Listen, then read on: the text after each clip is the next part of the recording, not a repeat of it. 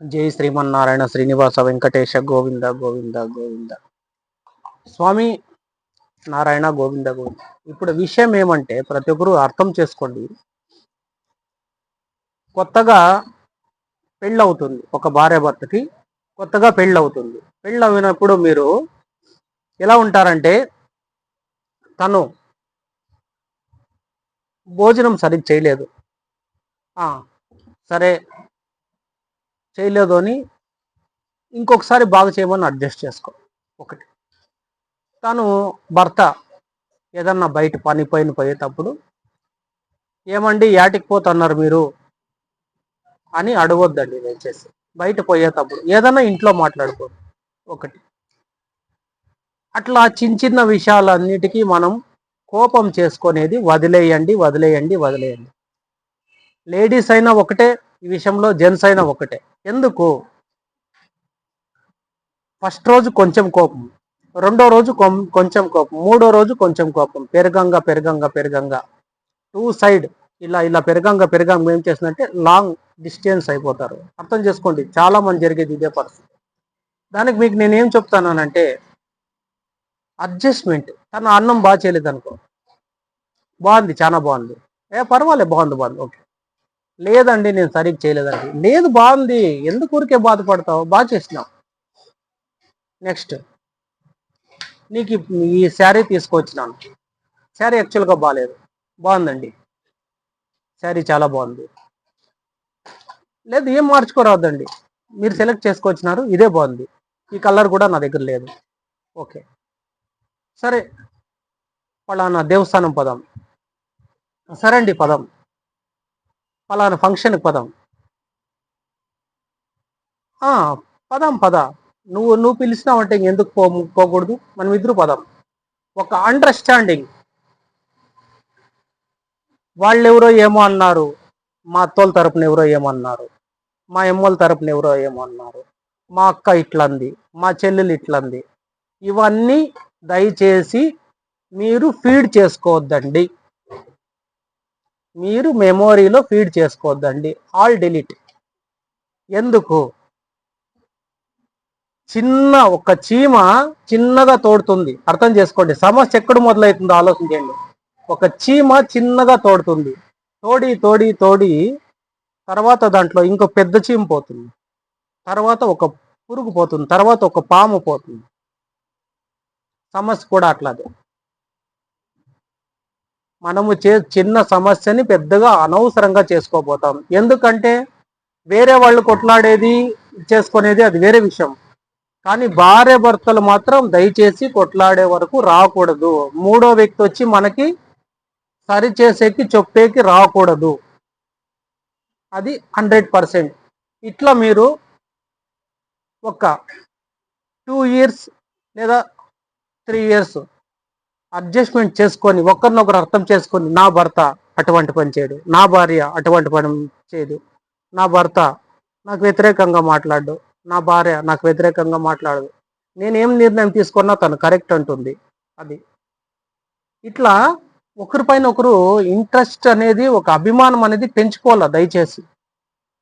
తను ఎలాగన్నా వండుకోవచ్చు, భర్త ఎలాగన్నా ఉండొచ్చు, భార్య ఎలాగన్నా, కాకపోతే తప్పులు పట్టేకి వెళ్ళకండి దయచేసి.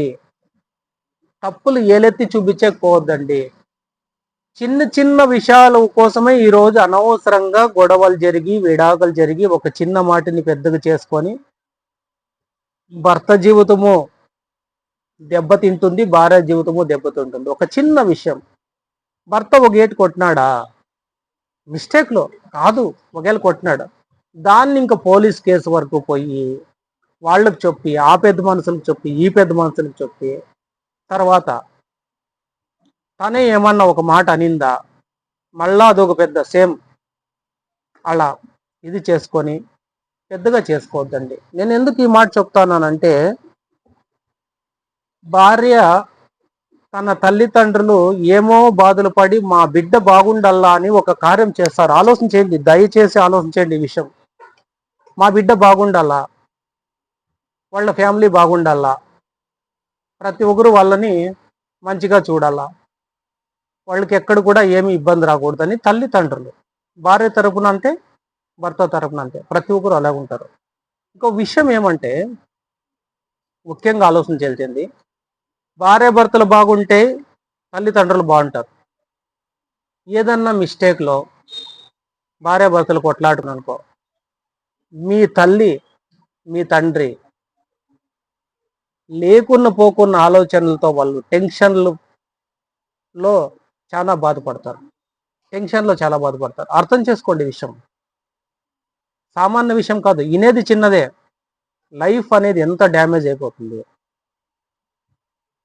అంతే, ప్రతి ఒక్కటి అలా అడ్జస్ట్ చేసుకొని పోతే మీరు ఎప్పుడన్నా అబ్బాయి తల్లి కానీ తండ్రికి కానీ ఏమన్నా ఆరోగ్యపరంగా ఏదన్నా ఇబ్బంది వస్తే ఇద్దరు కలిసి చూడొచ్చు. ఎందుకంటే మీరు ఒక ఫ్యామిలీ.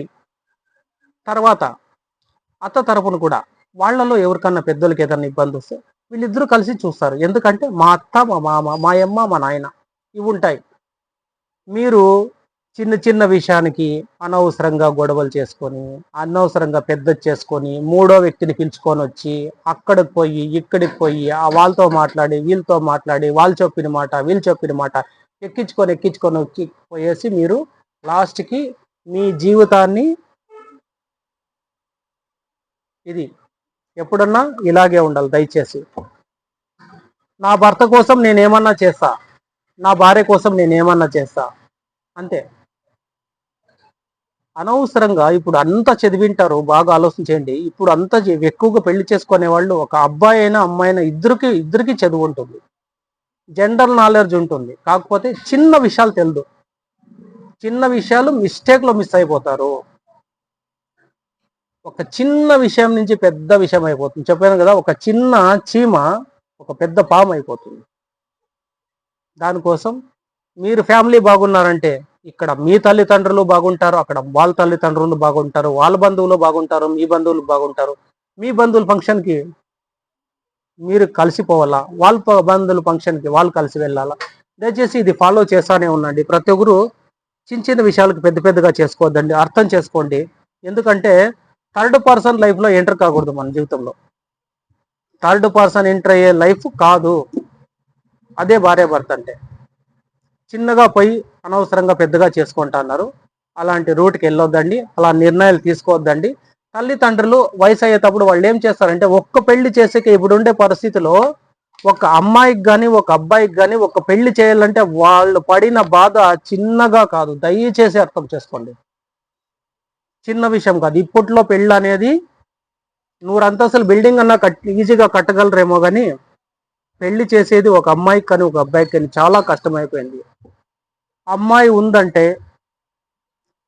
10 సంబంధాలు వస్తాయి, అబ్బాయి ఉన్నాడంటే 10 సంబంధాలు చూసేకపోవాల, అట్లుంది పరిస్థితి. దీనికి కారణం ఏమంటే ముందు జరిగిన కొన్ని తప్పుల వల్ల. ఈరోజు దాన్ని మనం సరిదిద్దులేము, ఆ పొద్దు జరిగిపోయింది. ఈరోజు అవన్నీ కొద్దిగా సరిపోతున్నాయి. ఎందుకని ఈ మాట అంటానంటే చాలా మంది పుట్టినట్లే బిడ్డల్ని కాలువల్లో పారేసేది, చెట్లలోకి పారేసేది, చెత్తకుండీలోకి పారేసేది. ఆడబిడ్డ అనేది నాకు ఆడబిడ్డ అభాషను అది ఇది ఏటేటుగా చేసుకొని ఆడబిడ్డని భూమి పైన లేకోకుండా చేసుకోండి, మొదటి తప్పు. రెండో తప్పు, ఎక్కువ చదివిన వల్ల, ఎక్కువ చదువు నుంచి నేను బతకగలను అని ఒక మగోనికి మాత్రమే ఉండింది అది. నేను ఉద్యోగం చేయగలను. ఇప్పుడు లేడీస్ కూడా ఉద్యోగం చేసే పరిస్థితిలో ఉన్నారు.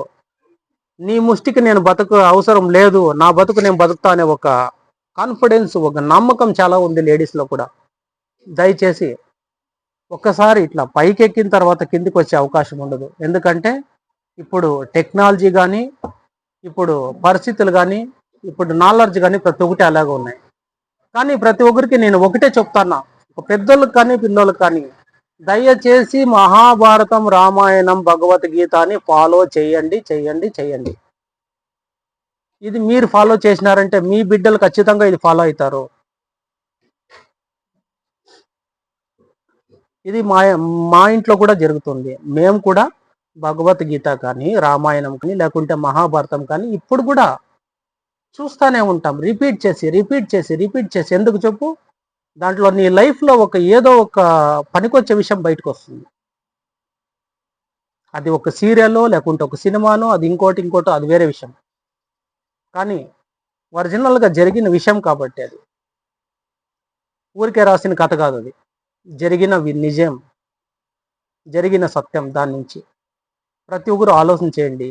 భార్యాభర్తలు బాగుంటే ప్రతి కుటుంబాలు బాగుంటాయి. రేపు పొద్దున్న ఈ రోజు ఏజ్లో గురించి మాత్రమే మీరు ఆలోచిస్తున్నారు. రేపు పొద్దున్నే భార్యకి ఇబ్బంది వచ్చినా, భర్తకి ఇబ్బంది వచ్చినా ఒకరికొకరు మీరే చూసుకుంటారు. కానీ మీకొచ్చి మీ తల్లిదండ్రులు చూడరు, వాళ్ళకొచ్చి వాళ్ళ తల్లిదండ్రులు చూడరు. ఎందుకంటే వాళ్ళు ఏజ్ అయిపోయి ఉంటుంది. దయచేసి వాళ్ళకే ఇబ్బంది ఉంటుంది. వాళ్ళ టాబ్లెట్స్, వాళ్ళ ఆరోగ్యాలు, వాళ్ళ విషయాలే వాళ్ళు చాలా ఉంటాయి. దానికి ఎత్తుకొని పోయి మీరు మళ్ళీ ఇది చేసేస్తే వాళ్ళు ఉండింది టెన్షన్ పడిపోయే పరిస్థితి వస్తుంది. తల్లిదండ్రులు మనశ్శాంతి లేకోకుండా అయిపోతారు. వాళ్ళకు రోగాలు వచ్చే పరిస్థితి వస్తుంది. దానికి కారణం అంతా మీరే మీరే మీరే. ఆలోచన చేసుకోండి. ఒక మాట అన్నాడా, కళ్ళు మూసుకో, అయిపోయా. ఒక మాట అనిందా, కళ్ళు మూసుకో, అయిపోయా. ఈజీ. దాన్ని ఏదో పెద్దగా చేసుకొని జీవితాంతం మళ్ళా పోయి ఇంకొక సంబంధాలు చూసి ఆడు కనపడే ఈడు కనపడే గబ్బు పట్టిపోయే ఎందుకు? మీకు పుట్టే బిడ్డలు రేపొద్దునే వాళ్ళు ఏమైపోతారు? మీ జనరేషన్ గురించి మీరు నాకు ఏమొద్దని మీరే అంటే మీకు పుట్టే వాళ్ళు ఎలాగుంటారు? మీకు కనీసం మీకు బిడ్డలు పుడతారా? ఆలోచించండి. మానవ జన్మ లేకుండా అయిపోతుంది. ఇప్పుడు చేసే ప్రతి పనికి మానవ జన్మ అనేది కరువయ్యే పరిస్థితికి వస్తుంది. అర్థం చేసుకోండి. దయచేసి సరైన మార్గంలో నడచండి. శ్రీమన్నారాయణ మార్గంలో నడచండి. దానికే భగవద్గీత చదవండి. చెప్తానే ఉంటాను ఈ మాట ప్రతిసారి. రామాయణం, మహాభారతం. ఈ మూడిట్లో మీ జీవితం అంతా బయటపడిపోతుంది. ఎక్కడో ఒక దగ్గర మీకు ఆ పిన్ తగులుతుంది. అర్థం చేసుకోండి. హెల్త్ పరంగా, నువ్వు బతికే విధానంగా, నీకు పుట్టే నీ బిడ్డల విధానంగా, ఒక భార్య భర్తలు మీ విధానంగా, తల్లిదండ్రులు మీరు చూసే విధానంగా, ప్రతి దానికి దీనికి చాలా చాలా చాలా ఇంపార్టెంట్ విషయం ఉంది. అర్థం చేసుకోండి, తెలుసుకోండి. ఈ వీడియో చూసిన తర్వాత మీకు ఎక్కడో ఒకక్కడ నేను చెప్పిన వీడియోలో మీకు ఎక్కడో ఒకక్కడ మీకంటూ ఒక సబ్జెక్ట్ కొద్దిగా మీకు అట్లా తగిలన్నా పోయి ఉంటుంది. దయచేసి అర్థం చేసుకోండి. దాని నుంచి నేనేం చెప్తానంటే మీ అందరికీ, మీరు ఈ వీడియోని ఎక్కడ కూడా ముందుకు మూచేద్దండి. టోటల్గా వీడియో అంతా చూడండి. ఎక్కడ కూడా కొద్దిగా కూడా ముందరికి చేద్దండి. టోటల్ వీడియో ప్లే చేయండి. వీడియో మొత్తం వినండి. అర్థం చూసేసి ఇంతేనా, ఇదేనా చెప్పేది అని మాత్రం దయచేసి అనుకోవద్దండి. ఎందుకంటే పూర్తి చేస్తే నేనేమంటానంటే 10 రాళ్ళలో ఒక రాయి ఖచ్చితంగా పడుతుంది. నేను చెప్పే మాటలో ఖచ్చితంగా ఏదో ఒకటి మీకు పనికొస్తుంది వినేవాళ్ళకి. దాన్ని మీరు పిల్లలకు ఫాలో చేయండి. పిల్లలకు ఒక సరైన ట్రాక్లో తీసుకురండి. వీడియోలు ఎంత అయింది నో ప్రాబ్లం. వినేవాళ్ళు వింటారు, కష్టం ఉండే వాళ్ళకి దాని విలువ తెలుస్తుంది. అర్థం చేసుకోండి. ఈ ఛానల్ నాగరాజు దాసప్ప, హిందూపూర్, శ్రీకంఠాపూర్. తర్వాత సబ్స్క్రైబ్ చేసుకోండి. 10 మందికి షేర్ చేయండి. మీకు నచ్చితే మాత్రమే లైక్ చేయండి. దయచేసి లైక్ అనేది మీకు నచ్చితే మాత్రమే. ఎందుకంటే దాంట్లో పేరు పొందేది ఏం లేదు. నేను ఏమంటే నాకు ఇంతమంది చూసినారా, ఇంతమంది తెలుసుకున్నారా, దాంట్లో 100 మందిలో ఒక్కరు తెలుసుకున్నారా చాలు, అంతే. నేనేం గిండలు మోసేది ఏమి ఉండదు, ఇక్కడ మూట్లు మోసేది ఉండదు, లేదంటే సిమెంట్ బస్తాలు ఎత్తుకొని పోయి వేసేది లేదు. 4 మాటలు చెప్పేది అంతే. ఎందుకంటే లోపల ఉంది, అది లోపలే పెట్టుకుంటే ఏమైపోతుంది, వేస్ట్ అయిపోతుంది. అదే బయటకు వస్తే ప్రయోజనం ఉంటుంది. ఒక కాయలో కొన్ని ఇత్తనాలు ఉంటాయి, దాన్ని అట్లా పెడితే మాత్రం కుళ్ళిపోతుంది. ఆ ఇత్తనాలు బయట పడితే మళ్ళీ అవి చెట్లు అవుతాయి, మళ్ళా కాయలు కాస్తాయి. నేను మళ్ళా కాయలు కాసే విధానాన్ని ఆశిస్తాను, కానీ కుళ్ళిపోయి జీవితాన్ని మాత్రం ఆశించను. ప్రతి ఒక్కరు అర్థం చేసుకోండి. జై శ్రీమన్నారాయణ, శ్రీనివాస, వెంకటేశ, లక్ష్మీనారాయణ. అందరినీ చల్లగా కాపాడరా తండ్రి. గోవింద గోవింద గోవింద.